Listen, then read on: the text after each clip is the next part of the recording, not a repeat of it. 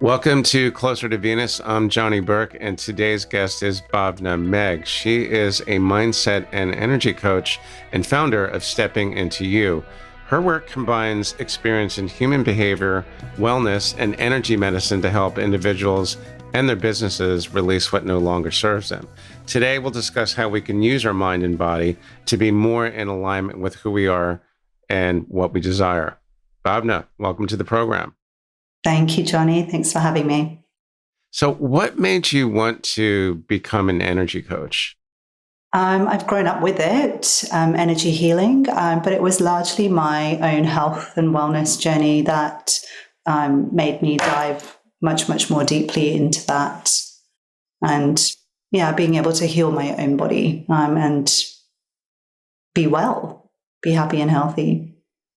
And I've noticed that from other people that I've interviewed, energy healers, shamans, and people that practice energy medicine, which I think is pretty much the same thing as energy healing.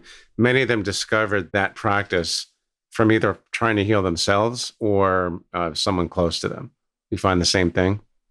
Yeah, absolutely. Yeah, even more recently, I've met a few people that I've in my community, and same thing. They were wanting to do something different and actually be in wellness at a physical level or at a mental level in themselves. And that led them down that path. And often those people tried traditional methods, going to the doctor and so on, and they turned to an alternative in this case because the traditional method obviously didn't work. I hear that a lot.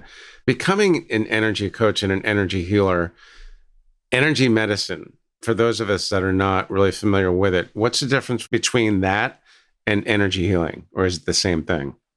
For me, it's more or less the same thing in terms of topic, but I find energy medicine is much more expansive and in terms of capturing what it is that we're doing, whereas energy healing feels sometimes for me, it's me doing something to somebody else and fixing them, where it's actually, opening up and helping and facilitating an individual to really tap into that own knowing capability themselves. So it feels much more expansive than energy medicine feels more expansive than energy healing. Now, were there any other influences that kind of inspired you to follow this path, or did you just decide one day, I'm going to try something different? Well, I've grown up with energy healing. My mum's a healer. When we were unwell as kids, myself and my siblings, she would do rituals with us to shift whatever was going on. We'd often see people coming, just rock up at the front door and say, "Oh, my child is sick, and can you help?" Or "I'm not feeling well, can you help?"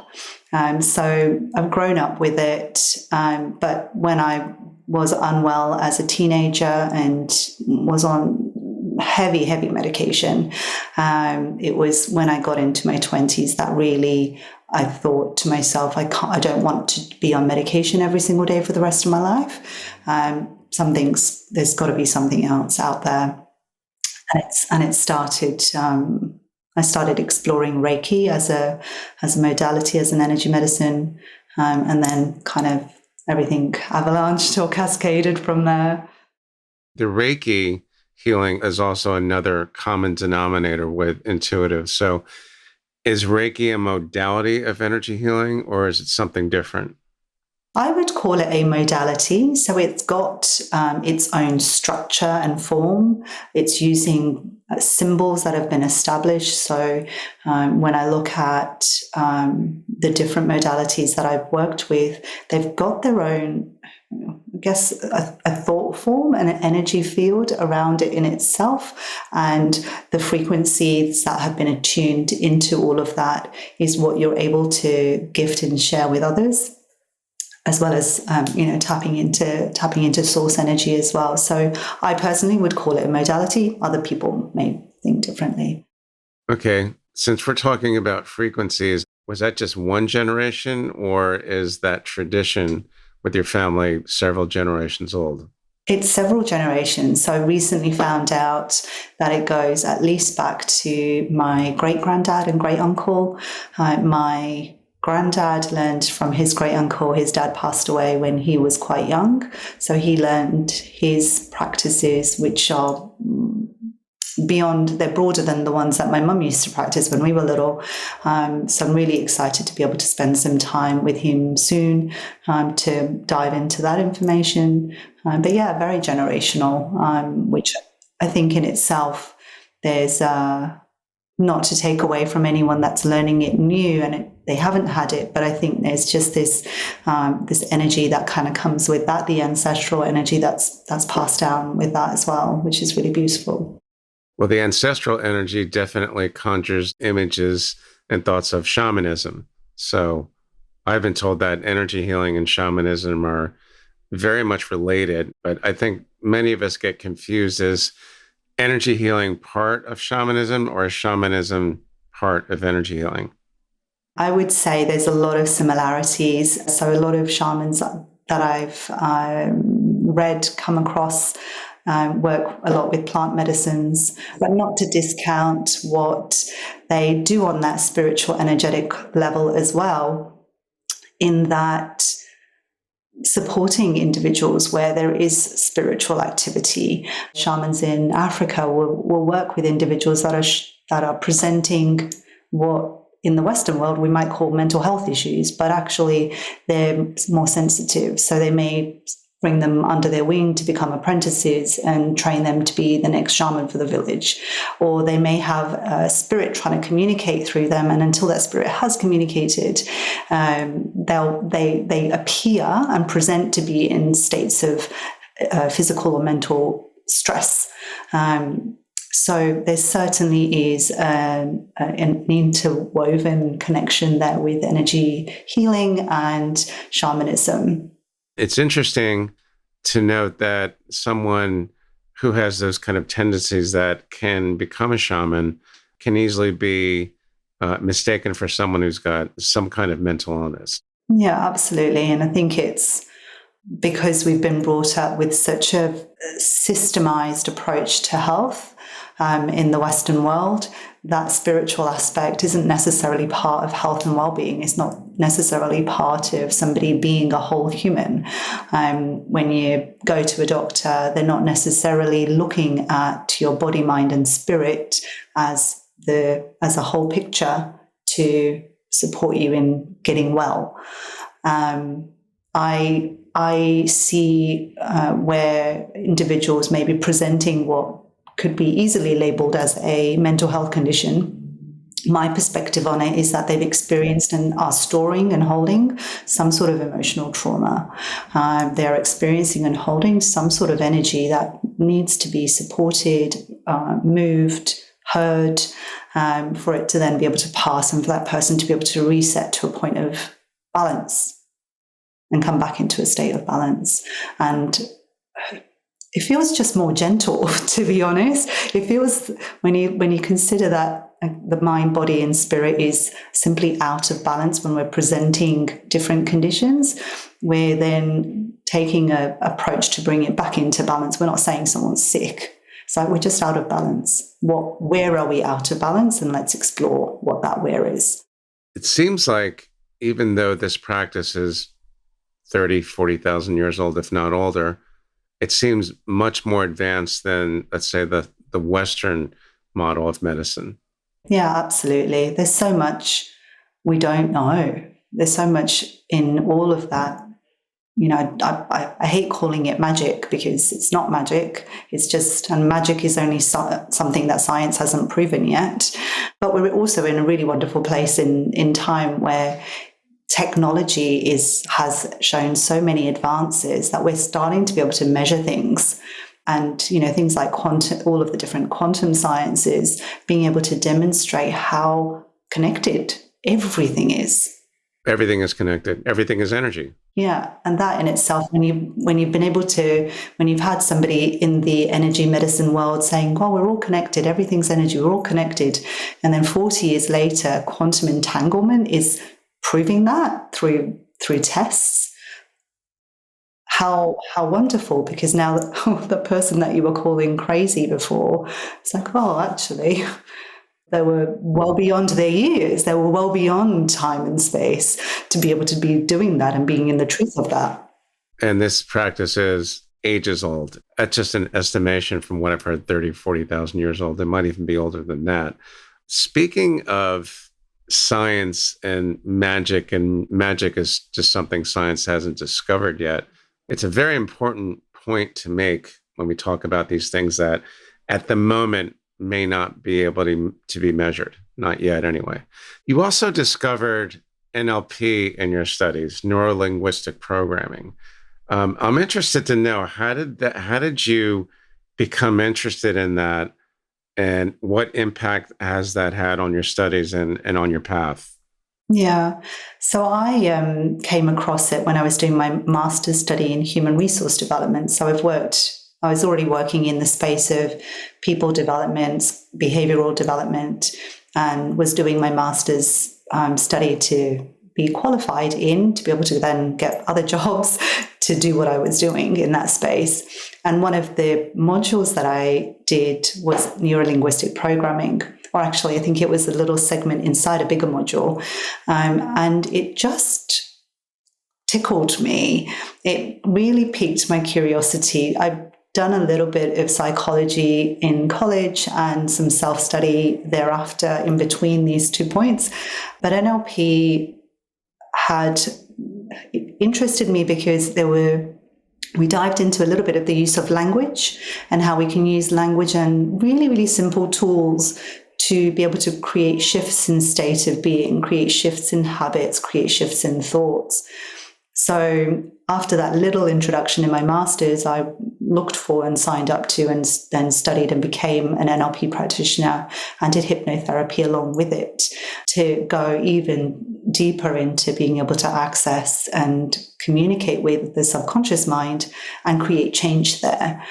So it was really fun to be able to sometimes people wanted me to just hypnotize them when I was out, but at a therapeutic level, to be able to support individuals to drop into things that they wanted to shift and clear, traumas they were experiencing, stress that they were having, and using NLP or both of those tools to support them in creating alignment to what they wanted to create in the future and the goals that they had, and helping them to shift into states that were more aligned to that.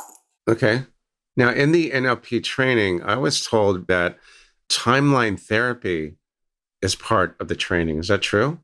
It is. So when I did my training, I did it in the UK, and timeline therapy for me was all part of the parcel.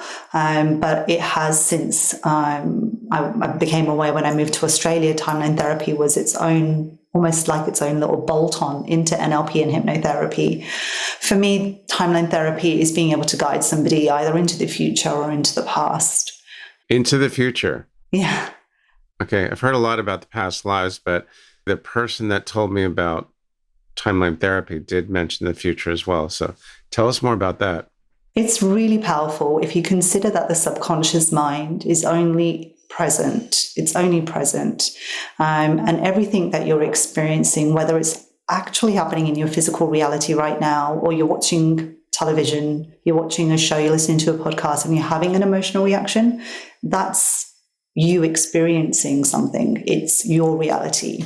So working with timeline therapy going into the future, we would say, for example, set a goal for in 5 years' time or 10 years' time, and work with the individual, or even, with myself, to in 12 months' time, what does it see, sound, sense, feel like, and completely embody that state of being. What have I achieved in 12 months' time? What have I completed? And feel into every aspect of that, noticing what's changed in reality, external reality, as a result of the end of that 12 months, and then 2 years, 3 years, 4 years, and so on until the point of the goal. In doing that, you're creating a sensory experience for your subconscious, and your subconscious is not distinguishing anything differently from past, present, and future. So it becomes your reality now. So whatever you're trying to create 5 years in the future, 10 years in the future, your body has already memorized it putting you into alignment with now your conscious actions. So you've already experienced it to be real. So it's almost, you could almost say that it's magnetizing it towards you, because your body's kind of wondering, well, I already have that, so where is it? Like, let's move faster, let's do some things. And you're drawing it into you and drawing it into your reality. So it's really powerful. And that's related to the law of attraction, is it not? You'll experience what you experience it as if it's already done. Yeah, absolutely. The energy that you're putting out, the frequency you're putting out, is the one that you're pulling back in. All right. You've also done some channeling as well. And I believe you've channeled guides and what you described as other beings. Tell us how that began and what some of the experiences were, the ones that really, I guess, stand out. I guess when it's just happened, it's been frequencies, energies, groups that I've been communicating with to create and support balance. And then when I've had, I believe it was one of my spirit guides come in, and then this other energy come in, and in my physical body, I felt the shift and change, and just kind of, I remember it felt like an elder. I was doing some communication work with the Indigenous elders here, and it felt like one of them came in, and my whole face felt like it shifted. My neck felt like it shifted. I had just like I was sitting cross-legged, and I could feel the person within around me. And then at the same time, I feel there was my own spirit guide. So as that energy left, I feel like my own spirit guide decided to just jump in for a little bit of physical body time. But it was an interesting experience. So again, that came with a bit of a shift and almost a change in my voice. So when I call it going into surrogation. And it's connecting up with either another person's energy field or a collective's energy field. When I do that, which is much more of a conscious process for me, I feel the sensations of that other person, that being, that group within me. So I've been in surrogation for example, the police force, to try and do some gifting and loving and sharing some love, and immediately I felt tightness around my neck, and almost as if I was being punched in the gut over and over and over and over and over again. And I was like, oh, that's really interesting, being choked at the neck, so not being able to speak, not being able to challenge, and certainly being punched in the gut has an essence of that, with that particular point in the body with the chakras, your own identity, your ego, and that own identity, more so not being allowed to be. And my experience with those kind of surrogations, I mean, I'm really going into surrogation to bring in a loving energy. I love myself. I am powerful. I am a creator. It's safe. I am safe. Just to be able to share and infuse that into that collective energy. And that's, it's a pretty intense experience sometimes. And often with particular individuals where, I don't know, people will say, oh, they're a bad person. I'm like, oh, I'll just go and give them some love. So I'll go into surrogation and just gift some loving beliefs, gift some I'm safe. But often where there has been a lot of pain for an individual, I think there's a lot of truth in hurt people. I just start crying when I go into surrogation for individuals where they are this horrible human being on the planet, or a horrible being on the planet, and there's just so much hurt there. So being able to shift some of that hurt and gift the shifting of some of that hurt and pain, like, well, I can, so why not? It seems like there are parallels between channeling and a lot of the shamanistic rites or traditions or practices. Would you agree? Oh, definitely. Yeah, absolutely. When you mention encountering elders, I can't help but think that those elders might actually be in your bloodline. Did you ever get that feeling, or? I've had a energy healer, a Reiki practitioner, actually feel into when I was having a session with her, and this was quite some years ago. She's had the vision of me as an elder with a group of women, young, middle, all ages, talking about women's rites of passage. And at the end of it, when she was sharing it with me, or before she shared it with me, she asked me if I had family in Australia. And I said, not that I'm aware of. I've got some few relatives that have moved over, maybe on the West Coast, but I'm not as ancestrally. But I think ancestrally, and if you look at it from that quantum world, everything's connected. We're all connected. So, I feel and know I'm a very, very old soul. So I think I keep coming back for a little bit more punishment. Keep coming back. So that implies past lives. Do you have an experience of your own, or for that matter, past lives from maybe some of your clients? I can't say where I completely sit with past lives. I am aware that I've had many, and I feel that my soul is very, very knowing, experienced, which would then indicate that it's lived many lives. I haven't felt or seen anything of my own that I have been so certain that it was a different life of mine. Except one occasion, and it felt like a future me though. So I don't know if there's something I feel there's always been something with my abilities, the parts of me that I already know to be connected. There's a lot with me and future and seeing future.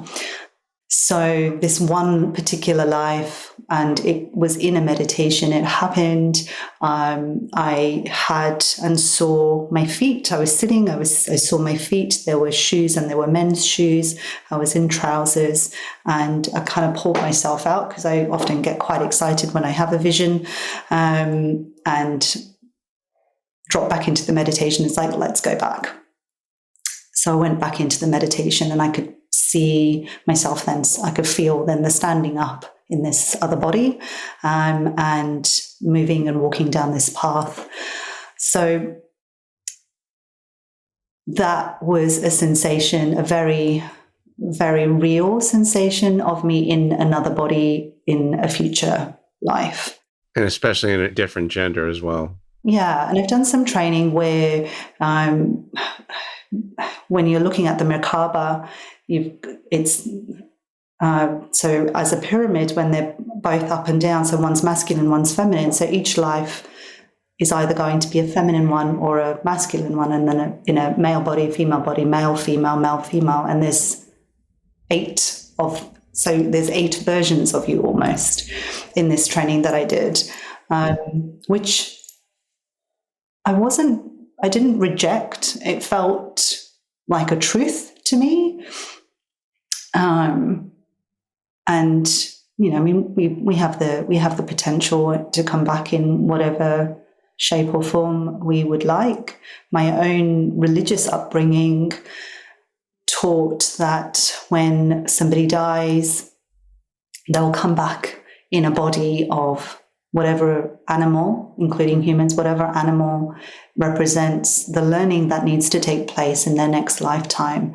And part of the death rites and rituals that we do in Hinduism, we place a plate of rice under the body, and it's said that the footprints of the animal that that person is going to come back as will be in the rice. I had an uncle pass away, and his daughter-in-law looked at that plate and told me that there were bird footprints in there. I was not in the same spiritual place that I am now. That was maybe 20 years ago.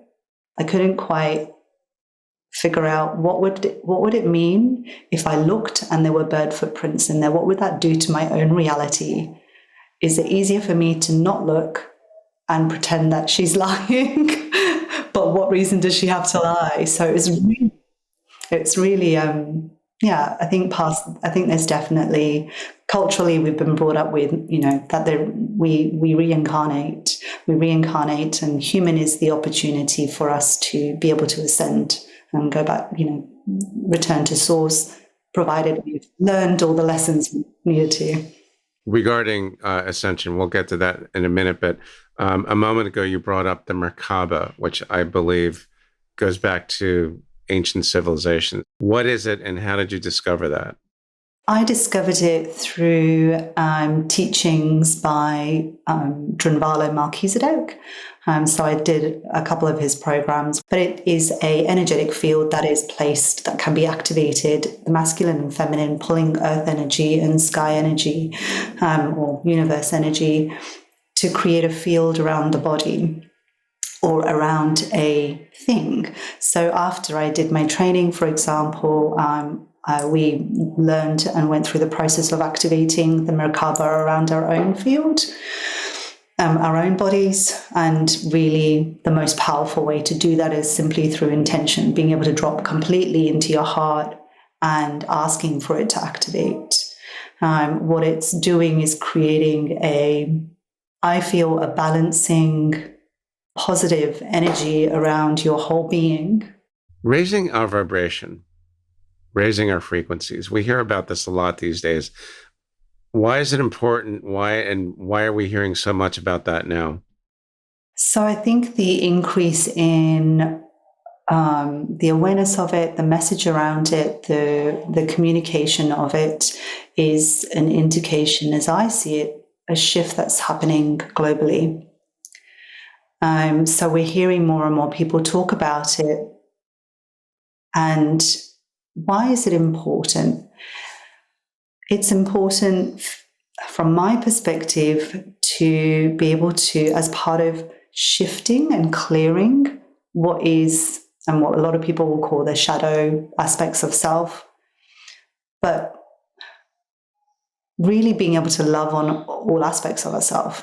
So when we are able to love and release the fear that we're carrying, whether that fear is anxiety, worry, hate, and that has manifested into sickness of whatever kind, when we're able to love on that, we start to heal it and allow space for that to heal, which in turn does increase our own personal frequency.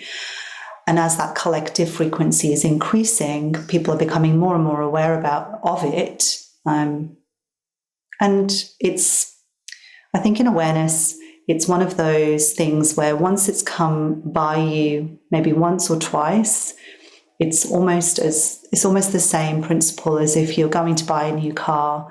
You decide on a car that you think nobody else has really got, and then you go see it at the showroom, and then for the next few weeks or months, you see it everywhere. So we open up our awareness to raising frequency. We might have seen it in an ad on social media. We may have watched something, a communication or an interview, and it's just slipped in. And then we are more aware of it, and it allows that information to come in even more until you're ready to explore it as an individual. But collectively, I feel the frequency of everything on planet slowly shifting and changing. You can see old systems, patterns, desperately holding on to what is known, simply by the fact that there's more and more of that being pushed out. And it's often what happens on an individual level. When you're trying to shift into a new state, your body, as it's memorized its way of being, it's habitualized this way of being, it'll put up resistances to creating the shift into the new state, because this is memorized, this is easy, this is habit. And the current state is the path of least resistance to existing. When you change, it becomes uncomfortable, unknown, and your subconscious mind is wonderfully creative in getting you to stay in the way that you are right now. So we're experiencing that on a global level. We're experiencing the resistance, the path of least resistance, holding on as we're shifting collectively into higher frequencies. And, I think there's conversations where people will say, it's not about saving anyone, or we need to save everybody. But I think it's just starting here, loving self, loving more of yourself, and allowing yourself to heal. And that is the raising of frequency. Does it have anything to do with moving from the 3D world to the 5D world, or is that a different discussion altogether? It's a bigger discussion, definitely. And certainly, yes. I mean, when you're moving from 3D, you're simply looking at self. You are this one being in this one place. When you're moving and shifting into 5D, it's the connection to everything. It's the connection to all beings. And I feel that's where your potential for manifestation of things is just exponential, because you are connected to it all. There's no separation of you and the thing that you want in your life or desire. There's no separation between you and another person. So it's much, much more malleable, done obviously from a place of love. Isn't it more about moving away from fear towards love, and at the same time it's more of a group consciousness? Yes, is a short answer to that. I think there's an aspect of when, love and fear are on a duality. Over the last few years, I've felt into, rather than sitting on the duality of one or the other, it's not about sitting in the extreme bliss and euphoria. It's about being in oneness as a human being, or consciousness experiencing itself as a human being. It's being able to be in that 0 point in oneness, to be able to ebb and flow out of that whole experience. So that does certainly require a lot more love to be able to allow what comes up and is triggering to move through, rather than becoming attached. And equally, for what we experience on a human level as being love, fun, and joy, again, to be able to move through and not be attached. And from the group consciousness perspective, the more we as individuals are allowing ourselves to come to that point of oneness and not sticking with anything, not sticking in a place with experiences, good, bad, right, wrong, we're generally moving into a very, very big, expansive flow state. We're simply being in the present moment. Now, you believe that the more we remember who we are, the more we raise consciousness. When you say remember, what exactly does that mean?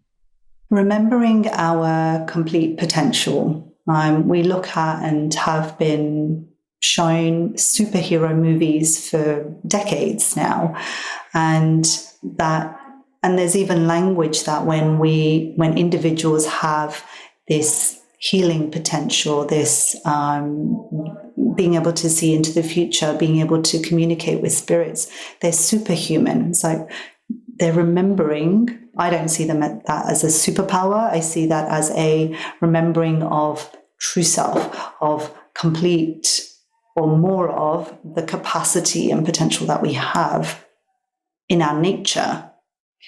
Who we are is a programmed human based on all of the things that we've experienced through our childhood, from our parents, from our families, from our environments, school, all of the different various systems. We've become this version of human, but our version of human is just way out here. And it's remembering that. It's remembering that aspect. It's remembering that our physical body knows how to heal itself. And it's remembering that any one of us can put a hand on somebody else's shoulder and they will feel the healing from that. They'll feel the loving energy from that, and it will go to where it needs to go with the right intentions. So anyone can really become that powerful to heal another person. Anyone can remember to become that powerful to heal another person. So it's not becoming it, it's simply dropping back into the nature of who you really are and the truth of who you really are. What's the easiest way for us to actually drop back into or remember who we are? Loving and healing the aspects of yourself that create discomfort, dis-ease. And that's on a physical, emotional, and mental level, and a spiritual level, energetic level. Being able to love and release that, feel it and free it, is one of my favorite ways to describe that process. It's if you've got hurt, feel it, free it, let it go, so that you can return back to a point of zero. It's all of the hurt that holds us and confines us in what we are not able to do. That's what creates that reality. But when we love more on the hurt to release it out, we open up the potential of who we are. And, not everybody wants to be a healer. That's okay. But even on a very day-to-day business professional level, you can open up your potential by releasing some of the anxiety, releasing some of the worry, to be in more peace, to be in more creation, because that's actually who you are. I think we need more healers everywhere. That's my thought. So, Bhavna, thanks so much for joining us tonight. In the meantime, how can our listeners find you online? They can find me at my website, which is steppingintoyou.com, or they can follow me on Instagram. My handle is steppingintoyou. Awesome. Thanks again. I will put that in the notes in the transcript as well. You've been listening to Closer to Venus. I'm Johnny Burke. If you enjoyed today's episode, please consider subscribing. You can also go to closertovenus.com for more information. Thanks for tuning in, and we'll see you next time.